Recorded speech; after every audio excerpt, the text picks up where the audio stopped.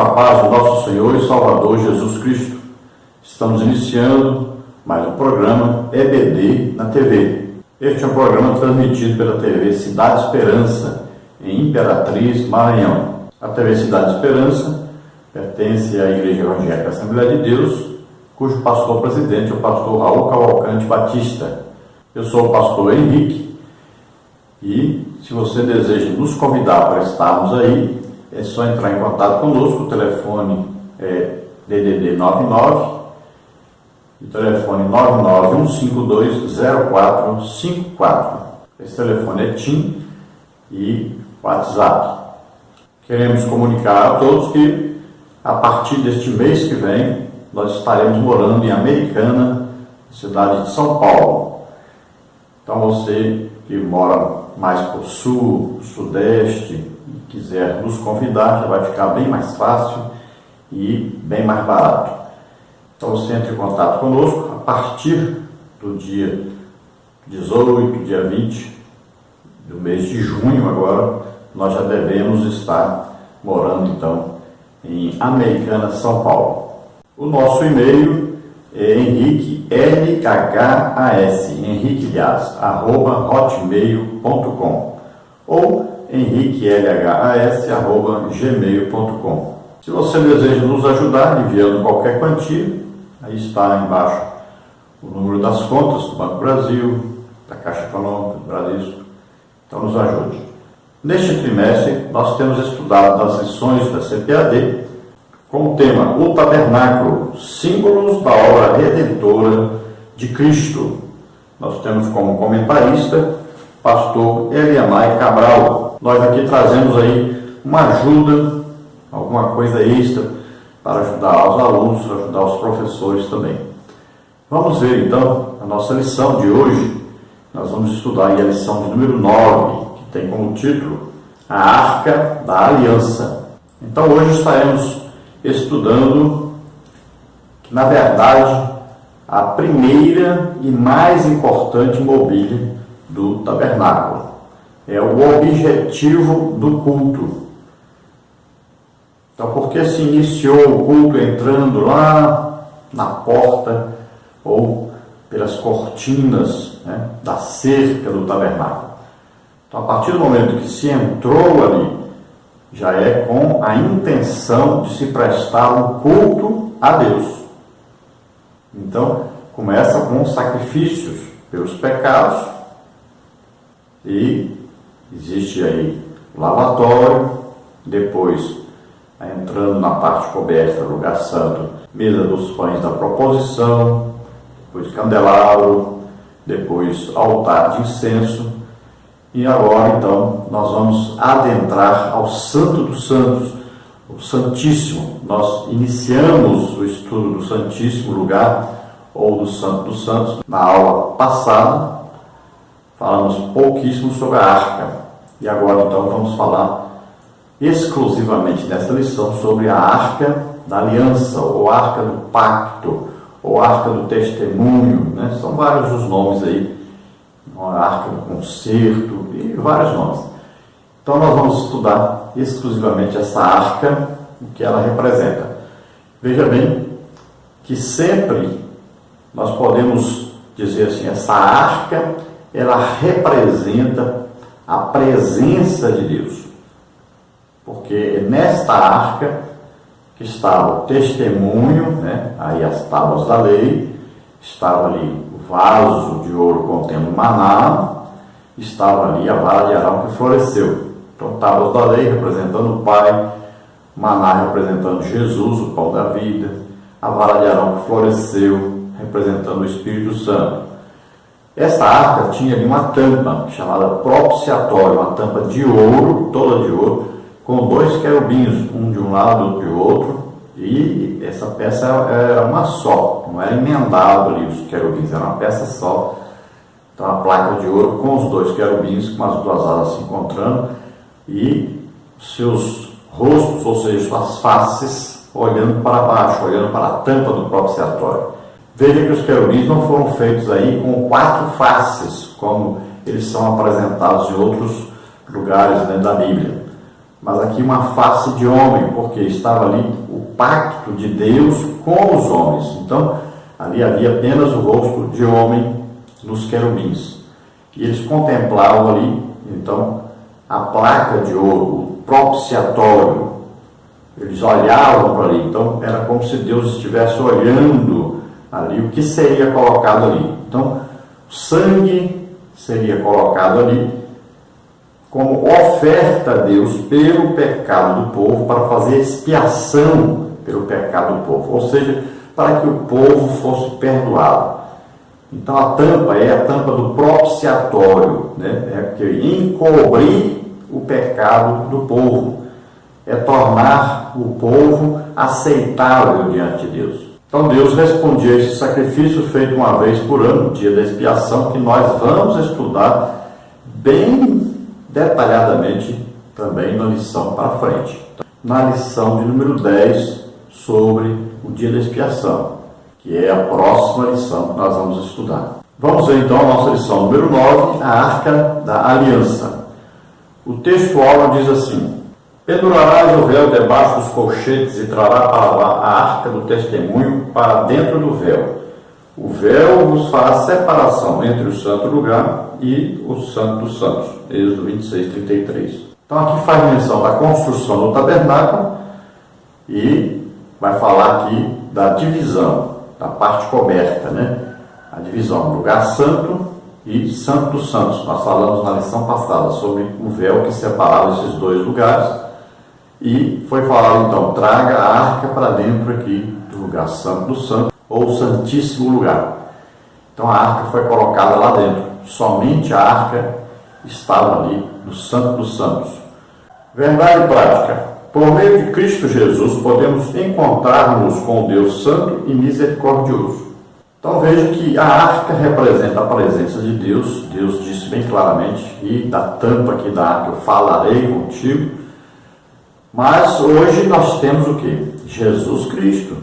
Jesus é representado por todo o tabernáculo e também Jesus, ele tem a representação máxima ali na Arca da Aliança, representando então Deus conosco, né? Então quando falamos a respeito da arca e dizemos assim, Deus com os israelitas ali através da arca, e por isso eles levavam a arca para a guerra. Jericó, por exemplo, foi o próprio Deus que disse, né, para levar a arca.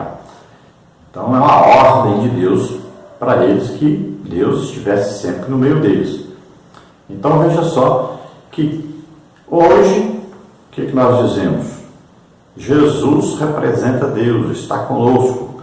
Então veja, quando Jesus entrou no templo em Jerusalém, olha aí, Deus estava entrando naquele templo. Lá não tinha arca mais.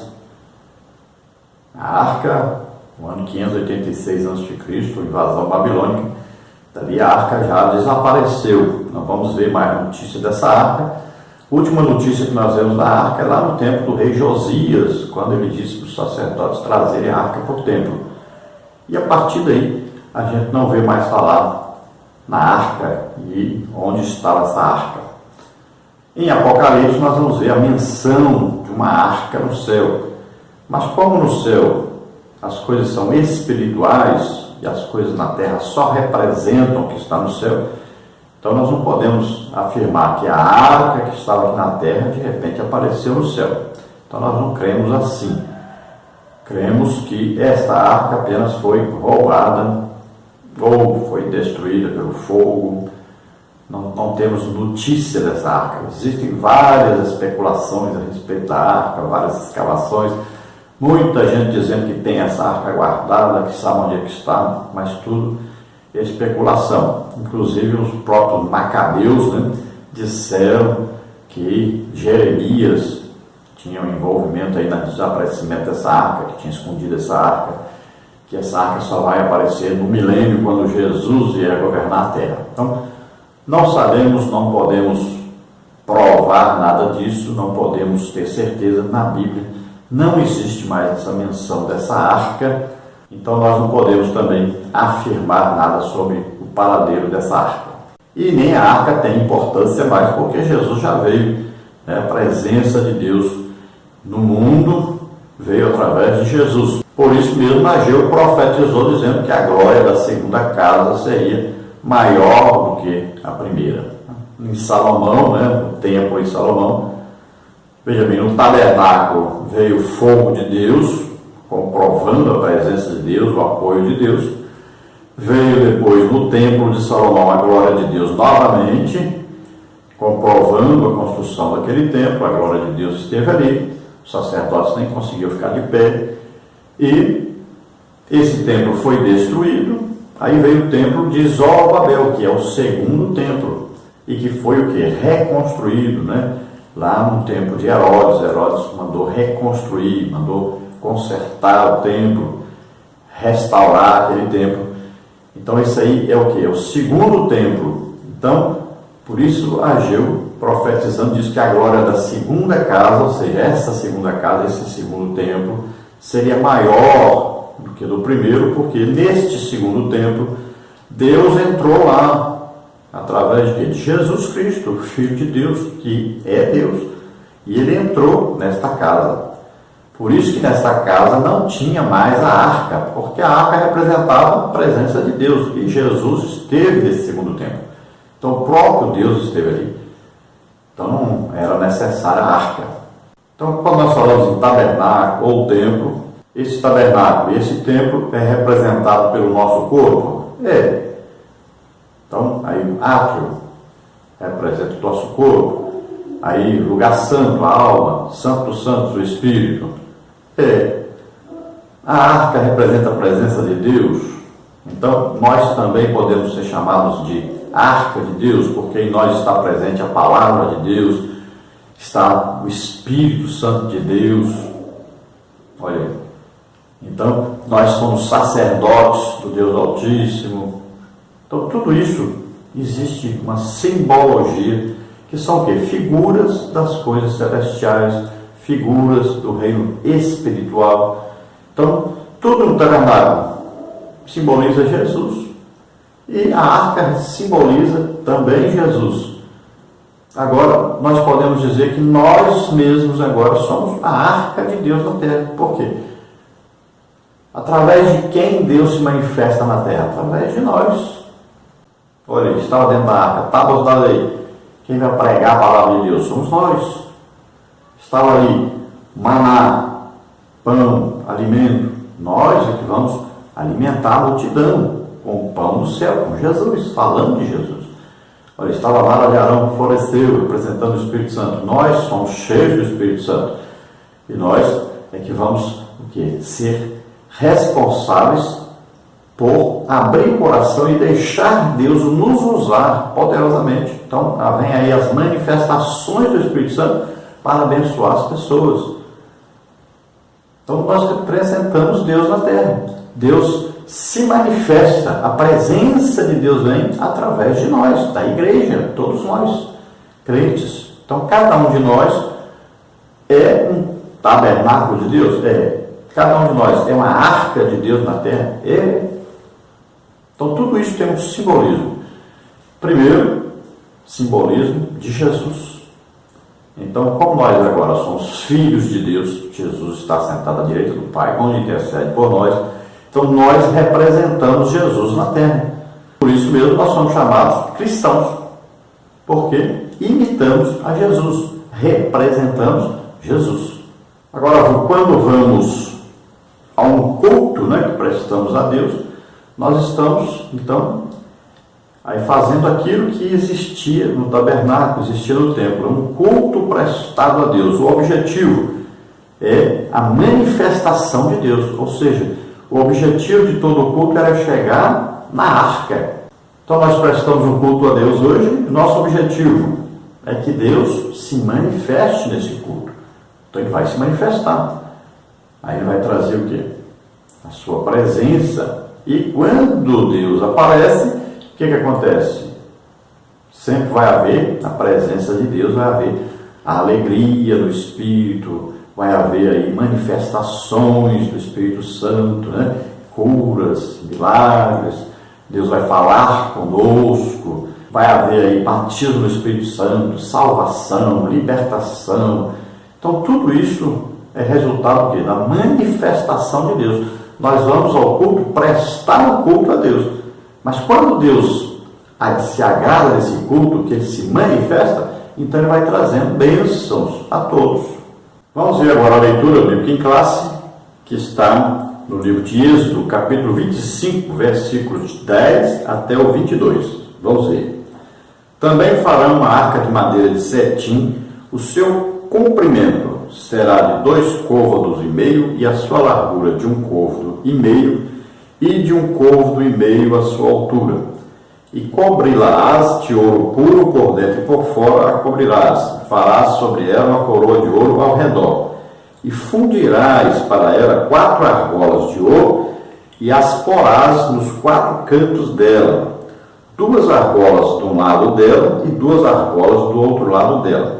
E farás varas de madeira de cetim, e as cobrirás com ouro, e meterás as varas nas argolas aos lados da arca, para se levar com elas a arca.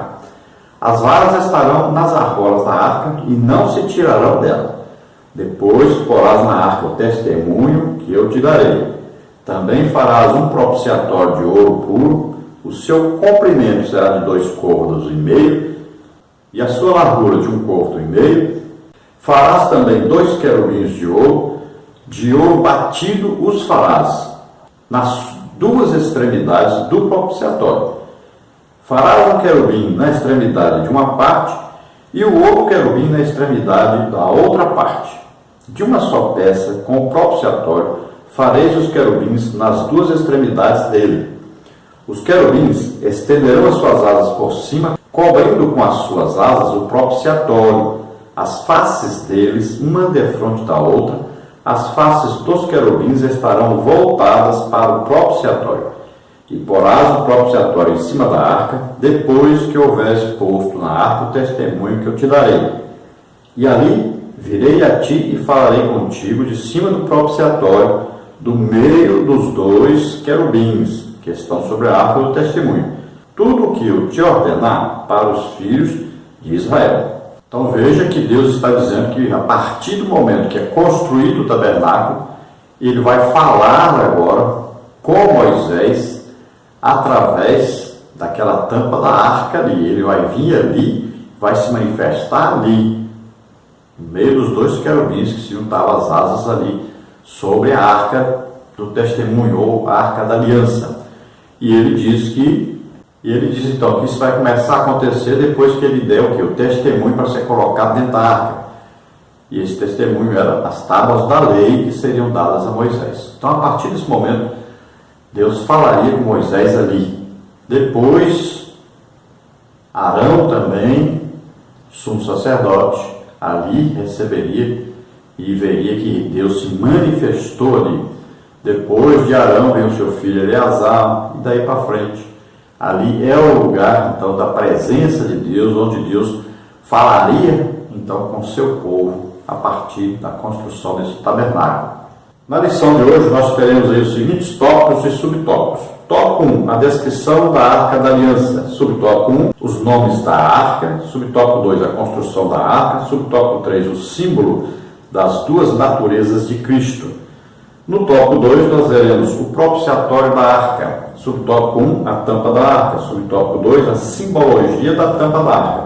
Subtópico 3, a simbologia dos querubins alados sobre o propiciatório.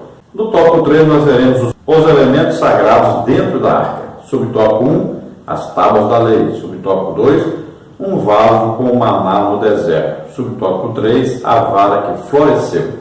A introdução da lição diz assim: até aqui analisamos de maneira compartimentada o espaço do tabernáculo. Passamos pelo pátio, pelo lugar santo e pelo lugar santíssimo. Agora, encontramos-nos no lugar santíssimo. Nesta lição, o nosso objeto de estudo é a Arca da Aliança, que ficava no Santo dos Santos, e veremos então algumas lições que ficavam no Santo dos Santos. Veremos algumas lições espirituais que há de edificar nossas vidas. Então, nas outras 8 lições, nós estudamos aí detalhadamente o tabernáculo e estudamos por compartimento, né? Então, cada lugar. Estudamos lá o pátio do tabernáculo, vimos lá o altar de sacrifício, vimos a pia, aí entramos na parte coberta do tabernáculo, né?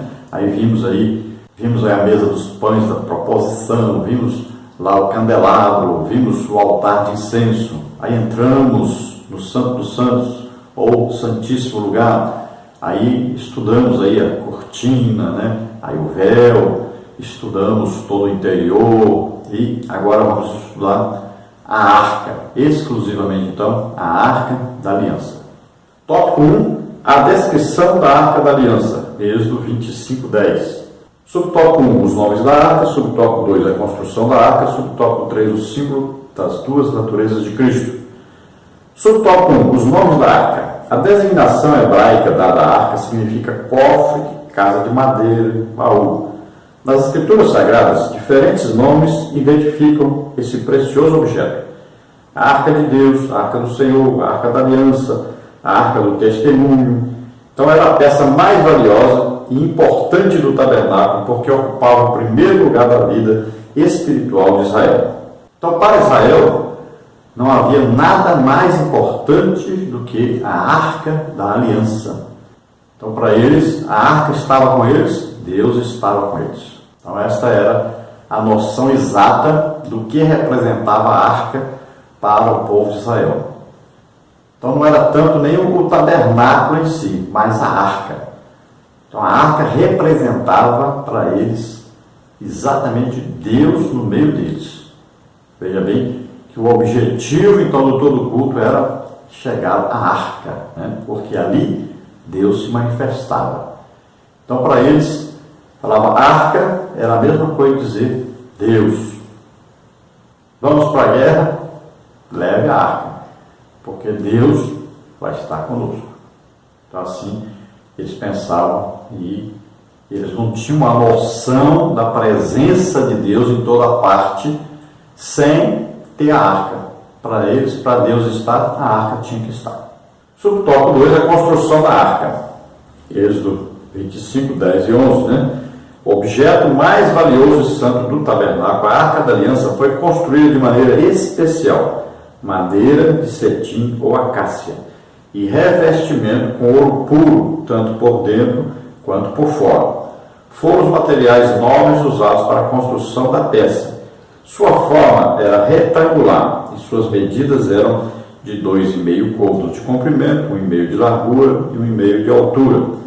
Então, 1,25 de comprimento, 75 centímetros de largura, 75 centímetros de altura.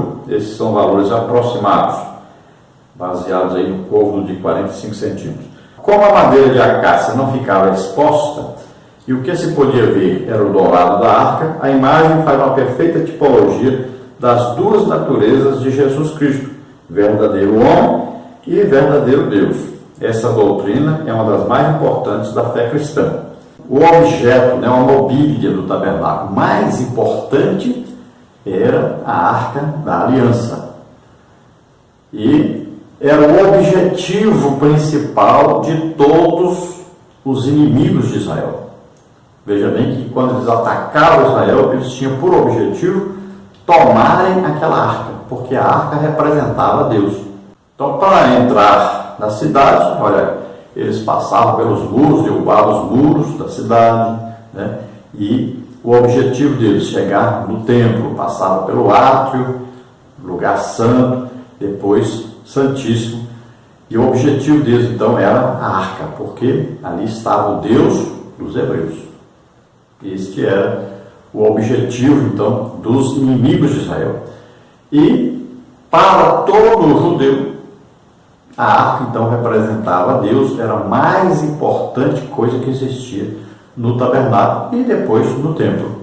Então ela foi construída com madeira de cetim ou de acácia, que não era muito valiosa, mas ela foi revestida de ouro.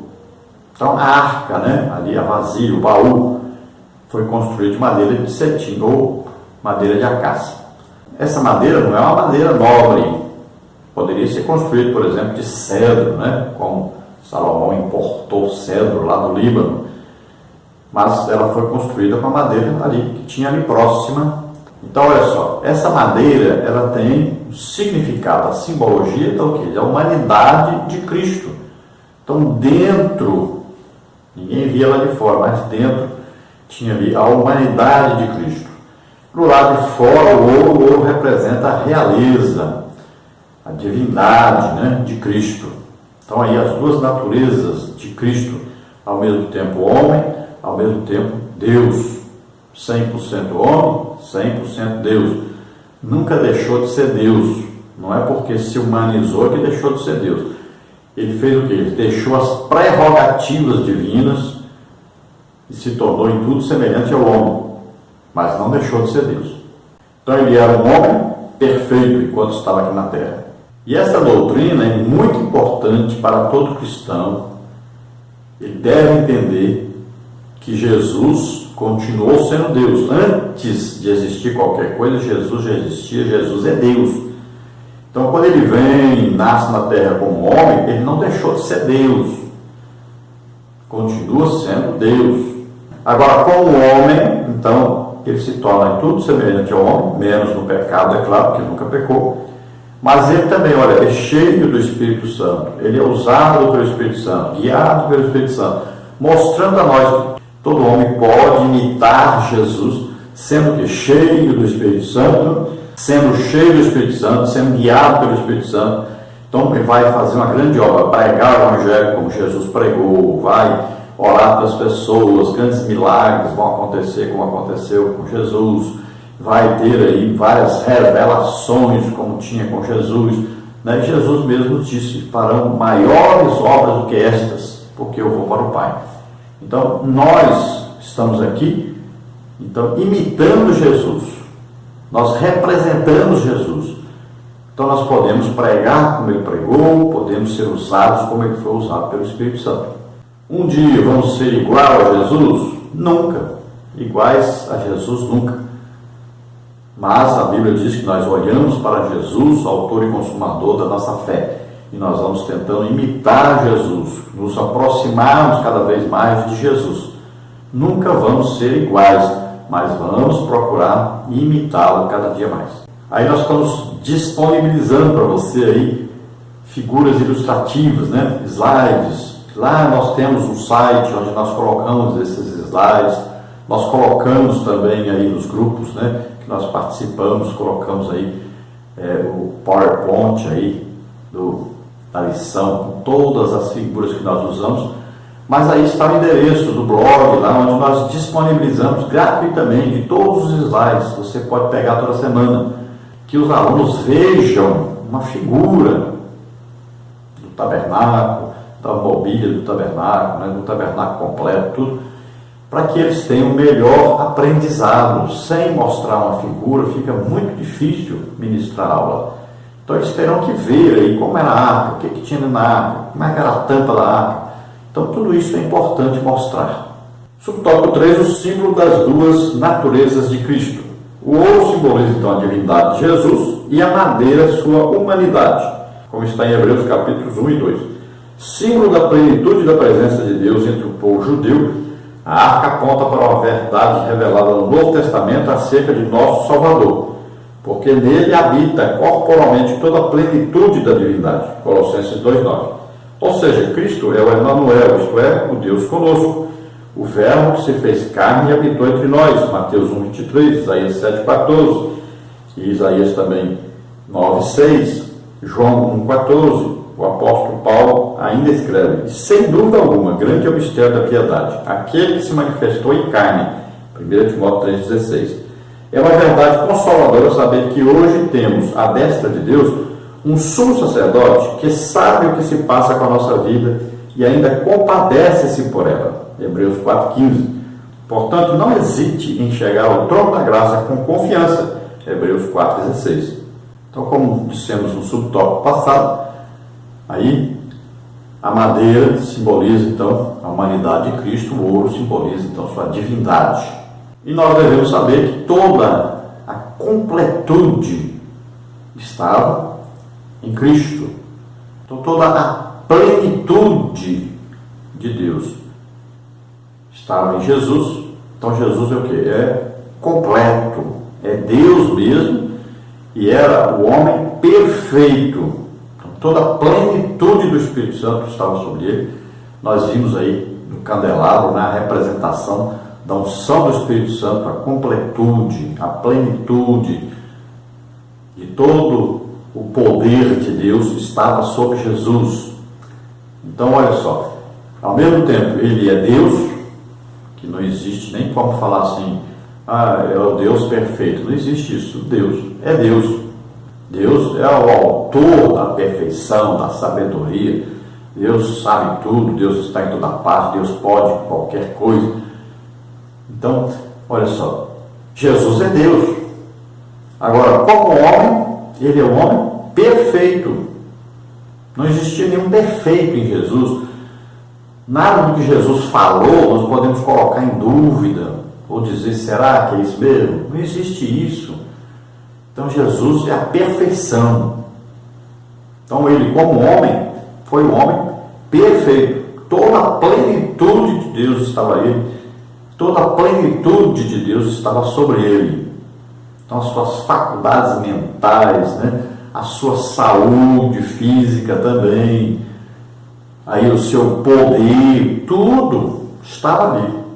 Ele não usou o seu poder como Deus, mas como homem perfeito, cheio do Espírito Santo. Então, todo o poder de Deus poderia operar através dele. Olha só, por quê? Porque ele estava como homem cheio do Espírito Santo, capacitado pelo Espírito Santo, dirigido, orientado pelo Espírito Santo, que é Deus. Isso é muito importante entender, porque a partir daí é que você vai começar a ser usado por Deus aqui na terra.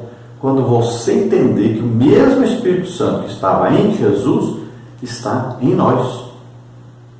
Isso é muito importante você entender. Se você conseguir entender isso, e olha, são pouquíssimas pessoas que conseguem entender isso claramente, e essas pessoas passam a ser usadas por Deus poderosamente. Então estude bem isso, coloque isso dentro do seu coração. O mesmo Espírito Santo que estava em Jesus é o mesmo Espírito Santo que está dentro de nós. Pense direitinho nisso e comece a pregar o Evangelho diferente. Comece a pregar o Evangelho do jeito que Jesus pregava, pregando e o poder de Deus agindo através dele. Esse é o legítimo Evangelho, o Evangelho que está na Bíblia. Então Jesus é o Emanuel, Deus conosco. Jesus hoje está à direita do Pai, intercedendo por nós, e nós temos que saber que nós representamos Jesus aqui na terra agora. Somos filhos de Deus. Então ele é o caminho para se chegar a Deus. Olha, o véu foi rasgado, está livre o caminho. Nós chegamos através de Jesus. Creia nisso. Aproxime-se de Deus. Se achegue a Deus. Conheça mais de Deus. Tenha intimidade com Deus através de Jesus. Jesus é o autor e consumador da nossa fé. Tópico 2. O propiciatório da arca. Subtópico 1, a tampa da arca. Subtópico 2, a simbologia da tampa da arca. Subtópico 3, a simbologia dos querubins alados sobre o propiciatório. Subtópico 1, a tampa da arca. A tampa de madeira de acácia que ficava sobre a arca era denominada propiciatório. Era adornada com a figura de 2 querubins de ouro, um em frente do outro. Suas asas permaneciam abertas e voltadas para o centro da arca. Era uma obra belíssima. Aqui você vai notar que existe um problema, né? Foi aqui um erro que, sem querer, colocaram aqui. Olha bem. A tampa da arca não era de madeira de acácia. A tampa da arca era toda de ouro, né? Lugar chamado propiciatório. Não tinha madeira de acácia aí. Era toda feita de ouro, essa tampa, com 2 querubins ali, uma peça só, tudo de ouro, tá? Então a tampa da arca, chamada propiciatório, aí tudo é de ouro aí, com os 2 querubins fundidos aí na mesma placa, na mesma tampa, tudo de ouro.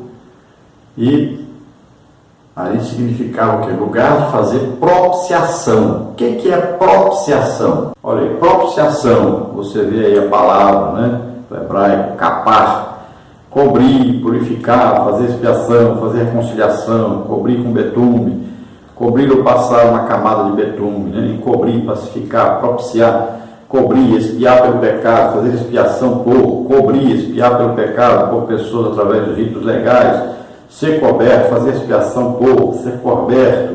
Então, olha aí, a tampa do propiciatório é o lugar de fazer expiação, por isso chamava-se propiciatório. Era o lugar de cobrir o pecado do povo de Israel. Então, tudo aquilo que eles fizeram de errado durante o ano inteiro, nesse dia da expiação era coberto. Então, é o lugar de fazer expiação. Subtópico 2, a simbologia da tampa da arca. Êxodo 25, 17, 21 e 22. O sentido simbólico da arca era o de cobrir algo valioso, figura de proteção aos elementos que estavam no interior da arca, as tábuas da lei, a vara que floresceu e um vaso com o maná do deserto. E é preciso ressaltar que a palavra grega usada para propiciação em Hebreus tem o significado de trono de misericórdia. Logo, o propiciatório da arca remonta ao valor misericordioso do sangue da expiação oferecida pelo nosso Senhor, conforme o apóstolo Paulo escreveu, sendo justificados gratuitamente pela graça, pela redenção que há em Cristo Jesus, ao qual Deus propôs para a propiciação pela fé no seu sangue, para demonstrar sua justiça pela remissão dos pecados dantes cometidos, sob a paciência de Deus. Romanos 3, 24 e 25. Então, olha, a humanidade toda estava o quê? Afastada de Deus, estava em condenação. Então, todos precisavam de um sacrifício perfeito. Em Hebreus diz que o sangue de bodes e ovelhas não foram suficientes para perdoar os pecados. Então, precisava de um sacrifício perfeito. Jesus veio oferecer esse sacrifício perfeito. Ele veio levar sobre ele todos os nossos pecados, doenças, enfermidades, maldições. Então, Jesus veio fazer a propiciação. Agora, a propiciação exigia o quê? Um sacrifício. Exigia o quê? Sangue derramado. Então, Jesus foi esse sacrifício. Então, ele é o Cordeiro de Deus que tira o pecado do mundo. Olha, Cordeiro que morria, né, em lugar das pessoas. E seu sangue derramado veio para quê? Para purificar-nos de todo o pecado. Então, essa propiciação é isso, é Jesus morrendo em nosso lugar, derramando seu sangue por nós, para que nós fôssemos perdoados por todos os nossos pecados. Então, existe o sacrifício de Jesus no altar do holocausto e o sangue de Jesus oferecido no propiciatório. Só que, na verdade, aqui na terra aconteceu, Jesus morreu na cruz, tudo bem. Mas em espírito, Jesus entrou no Santo dos Santos, na presença de Deus, levando sobre ele os nossos pecados, enfermidades, doenças, maldições. Agora, espiritualmente, devemos entender que Jesus entrou no Santo dos Santos, levando o seu sacrifício lá no céu, no tabernáculo perfeito, que é diante de Deus. Então, ele levou o seu sangue como sacrifício por nós. Isso tudo em espírito, né? Porque aqui na terra que ele derramou o seu sangue, sangue humano, sangue de homem, né? Ele se ofereceu para isso, ele se doou para isso. Então, o sacrifício foi perfeito, foi único, eterno, suficiente. Então, Jesus não entrou no tabernáculo feito por mãos humanas, mas entrou no tabernáculo verdadeiro, na presença de Deus. Não foi com sangue de bodes e ovelhas, mas pelo seu próprio sangue. Então, ele fez a propiciação diante de Deus no céu. Tudo isso feito em espírito. E todos nós somos justificados devido a isso, por causa de Jesus. Não temos mérito nenhum em nossa salvação. É Jesus quem morreu em nosso lugar. Então é tudo pela graça de Deus. Olha aí, a graça de Deus se manifestou trazendo salvação a todos nós. Jesus se manifestou morrendo em nosso lugar na cruz do Calvário. Então a graça de Deus é esse presente que Deus nos deu de nos salvar sem nenhum pagamento, sem nenhuma obra para isso. Foi Jesus quem fez tudo que era preciso fazer. Glória a Deus, aleluia. Subtópico 3, a simbologia dos querubins alados sobre o propiciatório. Êxodo 25:18, Hebreus 9:5. Os querubins representam simbolicamente a majestade divina e a deidade do Todo-Poderoso. São seres que também aparecem nas visões do profeta Ezequiel, como está em Ezequiel capítulo 4, e nas visões do apóstolo João, na ilha de Patmos, Apocalipse capítulo 1. A função básica deles é a de proteger o trono de Deus. Por isso a imagem dos querubins reflete um aspecto protetor, ressaltando o compromisso deles de guardar a lei de Deus. Assim, misericórdia, graça e fidelidade são virtudes presentes na arca, mostrando que Deus sempre se interessou em amar e proteger o seu povo. Êxodo 25:20 e Salmos 89, 1 e 2. Então veja que toda vez quando fala assim que a glória de Deus estava presente, que Deus em sua Shekinah, que a gente fala esse nome Shekinah, mas não é bem a Shekinah, porque a Shekinah geralmente representa o que? O manto, né?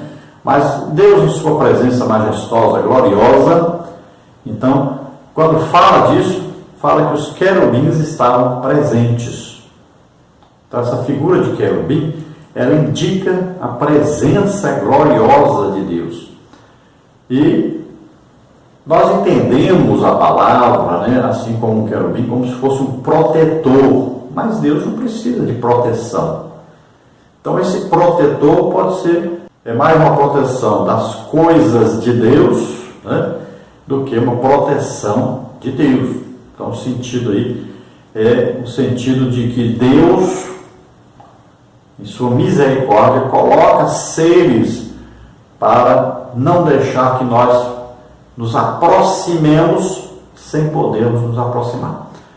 Então, agora o que acontece? Nós estamos em Cristo, agora nós temos livre acesso a Deus.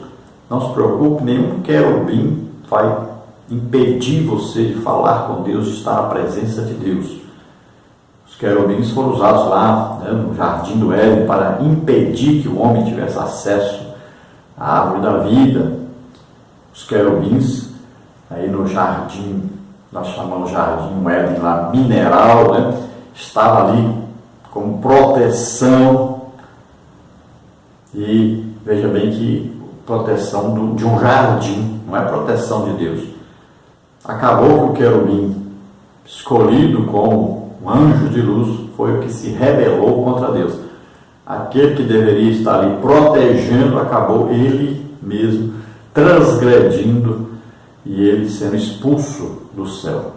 Então virou aí Satanás. Esse sim tenta de todo jeito impedir o nosso acesso a Deus. Que vem com a tentação, né? Ele vem trazendo aí tudo aquilo que pode nos impedir de chegar a Deus. Então nós temos que sempre combatê-lo, temos que sempre, primeiro, que estar em comunhão com Deus, que a Bíblia diz primeiro nós temos que estar em comunhão com Deus. Aí nós vamos resistir o diabo e ele vai fugir de nós. Também não é só resistir o diabo, muitas vezes nós temos que o quê? Fugir de quê? Fugir de toda aparência do mal. Então nós vamos ver que é mal, então foge disso, sai disso. Então nós vamos aqui na terra, lembrando-nos que existe um querubim que não é mais anjo de luz, mas agora é inimigo de Deus, inimigo de nossas almas, e que ele tenta nos impedir de estarmos em contato com Deus. Olha aí, ele quer guardar, né? É a função dele, só que ele não tem mais aquela proeminência de estar protegendo, guardando alguma coisa de Deus. Ele agora faz exatamente o contrário. Ele quer agora é nos impedir de nos chegarmos a Deus. Olha só. Então nós temos que combatê-lo. É uma guerra espiritual. Então ele está com seus demônios e tentando de todo jeito impedir o nosso acesso a Deus. Mas nós temos livre acesso a Deus. Ele vai fazer de tudo para impedir você de orar, porque ele sabe que quando você está orando, você está em comunhão com Deus. Está aí entrando pelo acesso aberto por Jesus Cristo.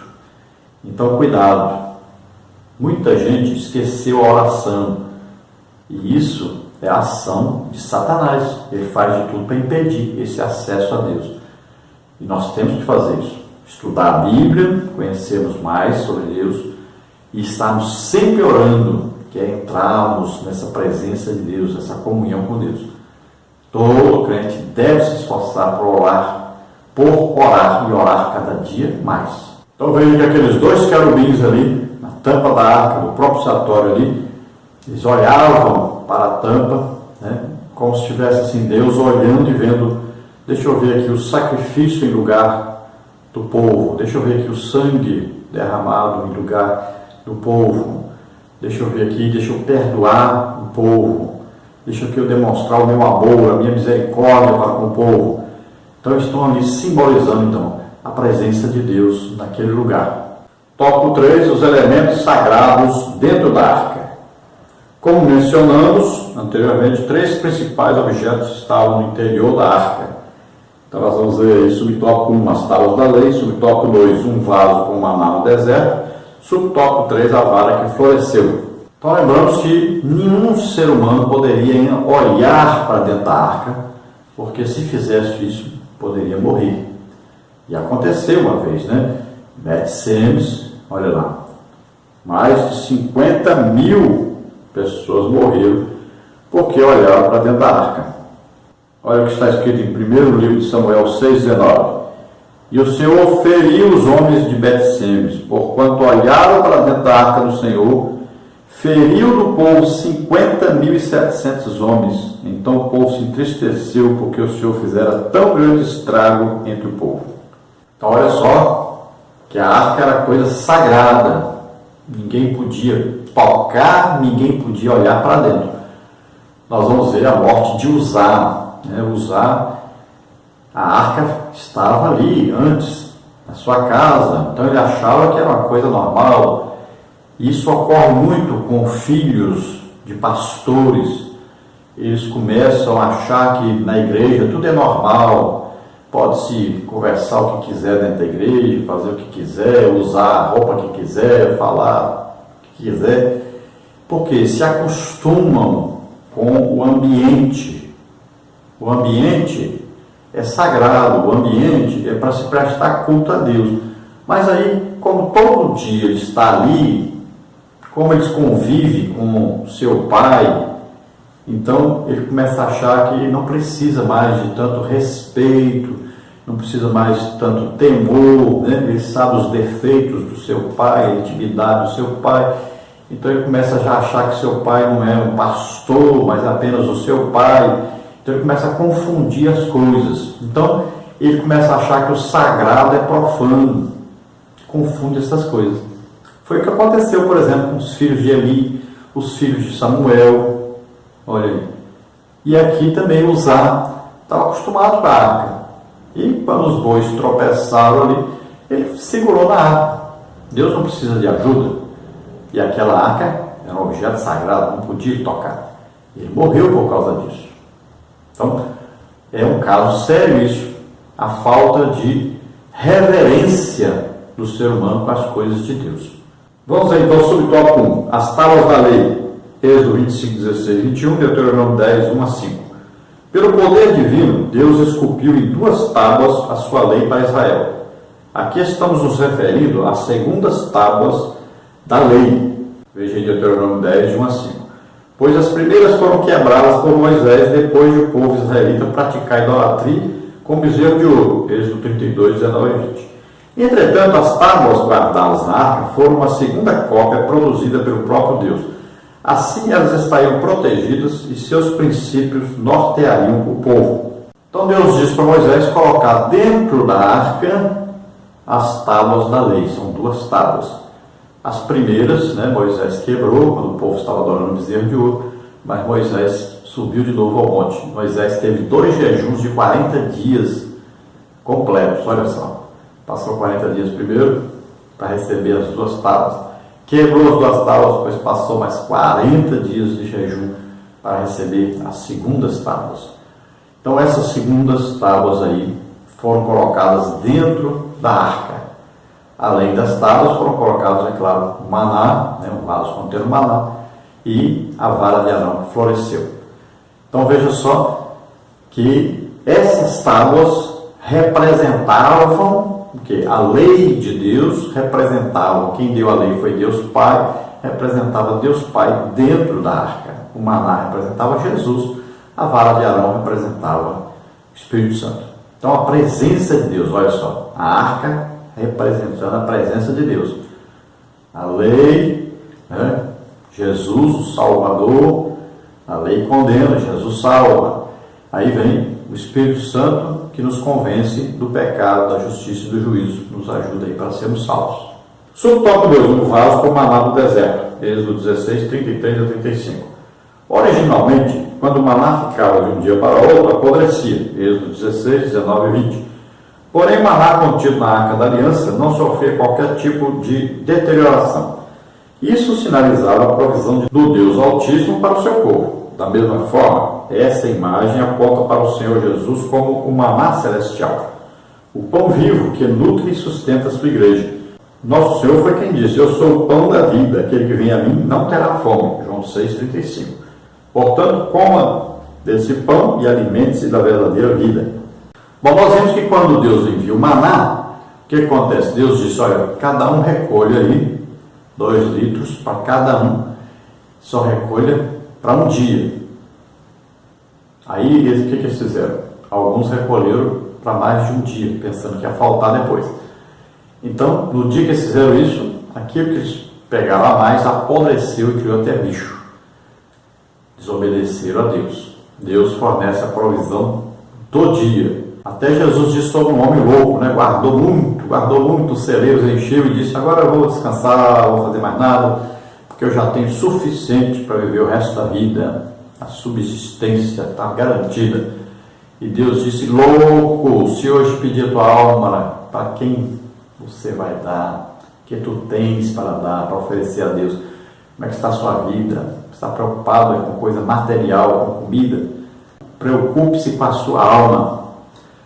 Então veja só, o pão, aqui o maná que descia do céu, então foi pego uma parte desse maná e colocado dentro de um vaso de ouro, colocado dentro da arca. Representava ali Jesus, o pão da vida. Se você perguntasse para Jesus assim: mas pão nasce na padaria, aí o Senhor está dizendo que é o pão da vida, e ele diria o quê? Olha, eu nasci numa cidade chamada Belém. Belém no hebraico é Betlehem. Bet significa casa, Lehem significa pão, casa de pão. Então Jesus diria: eu nasci na padaria, eu sou o pão vivo que desceu do céu, eu sou o pão. Olha só, e provo: olha, eu nasci na padaria. Veja só, Deus gosta de detalhes, Deus é detalhista, né? É coisa maravilhosa a palavra de Deus. Se nós estudarmos bastante, nós vamos aprender muita coisa interessante na palavra de Deus. Então, alimente-se desse pão. Como é que nós vamos nos alimentar desse pão? Jesus é a palavra de Deus viva. Nós vamos lendo a palavra, estudando a palavra, vamos sendo alimentados por essa palavra. Vamos ser fortalecidos. A nossa alma precisa de ouvir a palavra de Deus. Você leia falando para você ouvir. A Bíblia diz: a fé vem pelo ouvir, e ouvir pela palavra de Deus. Então, lá no dia de sábado, olha só, as pessoas pegavam um dia antes, na sexta-feira pegava dobrado, porque no sábado não podia ser recolhido, e ele não estragava nesse dia.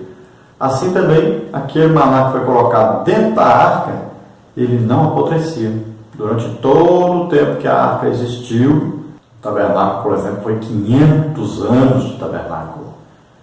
Mas nós sabemos que a partir ali do reinado de Josias, né, aí não se viu mais a arca. Houve a invasão da Babilônia e nunca mais se viu a arca. Então sabemos, e ninguém sabe onde está essa arca, se foi totalmente destruída, se foi queimada, ninguém sabe.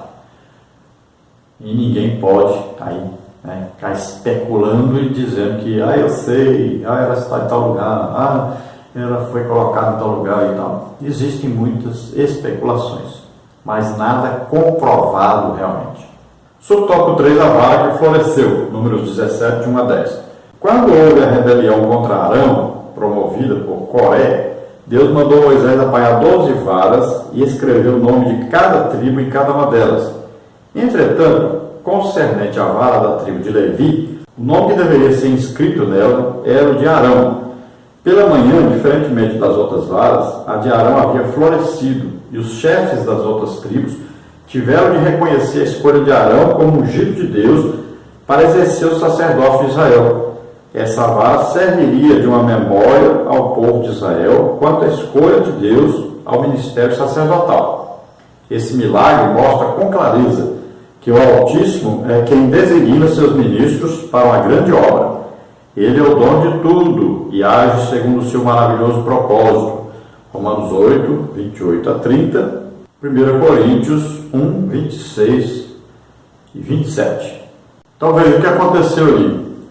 Coré começou a dizer que todos eram iguais, que eles poderiam ter a primazia, poderiam ser sacerdotes diante de Deus. Então Deus chamou Moisés e disse: olha, pegue cada filho e primogênito, né, de cada líder da tribo, de cada tribo, e cada um vai ter na mão uma vara. Essa vara era uma vara que se usava, tipo cajado, cada um identificava claramente a sua. Não tinha como errar, dizer, essa aqui não é minha. Dizer, essa aqui é minha, sendo que não fosse. Então, cada um conhecia claramente a sua. Nós pensamos até que pode ser que cada um escreveu o seu nome, né, naquela vara. Então, olha só, foram colocadas aí 12 varas lá dentro, diante da arca. Deus disse, coloca lá dentro do meu testemunho. Então, as 12 varas ficaram ali durante uma noite. Quando foi de manhã, Moisés chega e vê que a vara que era de Arão, todas as varas de amendoeira, né? Ali a de Arão tinha criado flores e está até produzido amêndoas. Olha só que coisa maravilhosa. Então a vara de Arão aí, ela representa, né, o poder do Espírito Santo em ação para gerar essas flores, gerar o fruto. Então é o poder de criação, né? Olha só. Aí Moisés pega, leva as varas lá para fora e todo mundo vai ver, ó, essa vara aqui é a de Arão, olha aí. Tem flores, né? Tem até amêndoas produziu. Então todos reconheceram que Arão foi chamado para ser sumo sacerdote. E como Arão representava a tribo de Levi, então a tribo de Levi passou a ser então os escolhidos para trabalharem na obra do Senhor, cuidarem do tabernáculo, de todo o serviço do tabernáculo. E tendo como sacerdotes, né, os filhos de Arão e sumo sacerdote, o próprio Arão. Isso mostra para nós que quem escolhe seus sacerdotes, né, ou seja, seus ministros, é Deus. Está escrito na carta do apóstolo Paulo aos Efésios, capítulo 4, versículo 11, né? Jesus escolhe os ministérios e coloca na igreja. São 5 ministérios. Tem aí o apóstolo, tem profeta, tem evangelista, tem pastor, tem mestre.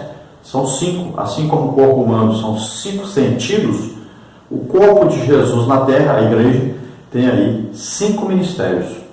Isso existe em cada congregação, existe também, né, no ministério geral de cada cidade, existe aí nas convenções, existe aí 5 ministérios que foram colocados por Jesus na igreja para coordenar o trabalho da igreja, para fazer uma obra que vai trazer o que? Edificação ao povo de Deus, vai trazer crescimento à igreja. Então ninguém fique querendo aí ser os 5 ministérios ao mesmo tempo. Existem 5, então tem que se ver quem são e apoiar o trabalho de cada um, incentivar o trabalho de cada um, ajudar o trabalho de cada um. Isso é a obra de Deus, é assim que deve ser feita a obra de Deus. Vamos então à conclusão que diz, né? Nessa lição vimos que a Arca da Aliança era um grande símbolo da presença de Deus entre o seu povo e que nos aponta para a obra completa de Jesus Cristo para a sua igreja.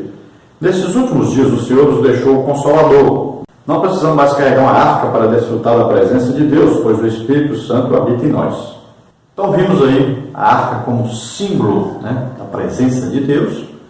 A arca para os judeus significava exatamente a presença de Deus entre eles, E hoje nós temos que entender que Jesus Cristo, Ele trouxe a nós essa presença de Deus. Jesus, então, quando sobe e fica à direita do Pai intercedendo por nós, Deus envia então o Espírito Santo para morar em nós. Jesus tinha o Espírito Santo morando nele quando ele estava na terra. Agora, quando ele vai, o Espírito Santo vem morar em nós. Olha aí, foram gerados o quê? Milhões de filhos para Deus, através do sacrifício de Jesus.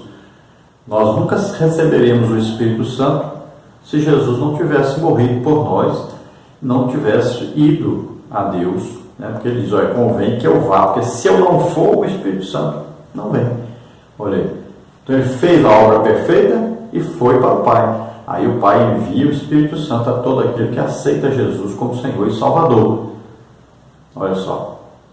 Lá em Gálatas 3,13, né? 13 e 14 diz isso, é muito interessante.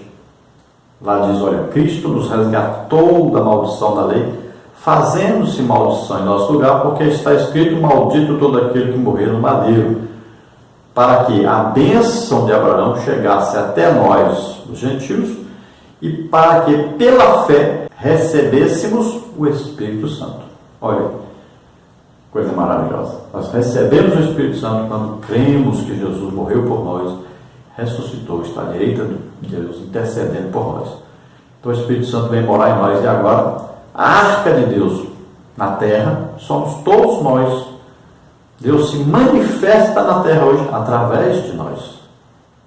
Então seja aí essa arca de Deus em todo lugar que você estiver. Onde você estiver, Deus vai se manifestar ali. É assim que deve ser. Cada um de nós representamos Jesus aqui na terra. Se você que está nos ouvindo, nos assistindo, deseja agora aceitar Jesus como Senhor e Salvador, receber o Espírito Santo, se tornar agora filho de Deus, vamos orar juntos agora. Basta que você confesse agora a Jesus como Senhor e Salvador da sua vida. Creia que Ele morreu por você na cruz, levando os seus pecados, doenças, enfermidades, maldições, e Ele ressuscitou, está hoje à direita do Pai intercedendo por nós. Você acreditou nisso, se arrependeu dos seus pecados, você é salvo imediatamente. Vamos orar agora. Pai querido, em nome de Jesus, olha, Senhor, para essas vidas. Agrada luz que é define dos fertilidade. Agrada-te, Senhor, de nós, agrada-te, Senhor, dessas vidas que se chegam a Ti, Senhor, recebem por filhos. Escreve seus nomes no livro da vida, Senhor. Dá a eles agora o Espírito Santo para que possam ser representantes de Jesus na terra, pregando o Evangelho, ministrando curas, libertação, batismo do Espírito Santo, que eles preguem o Evangelho. Em nome de Jesus, abençoa essas vidas, Senhor. A todos que estão nos ouvindo, nos assistindo, abençoa, Senhor. Derrama sobre eles o Teu Espírito Santo, faz uma grande obra. Em nome de Jesus. Glória a Deus. Amém. Aleluia.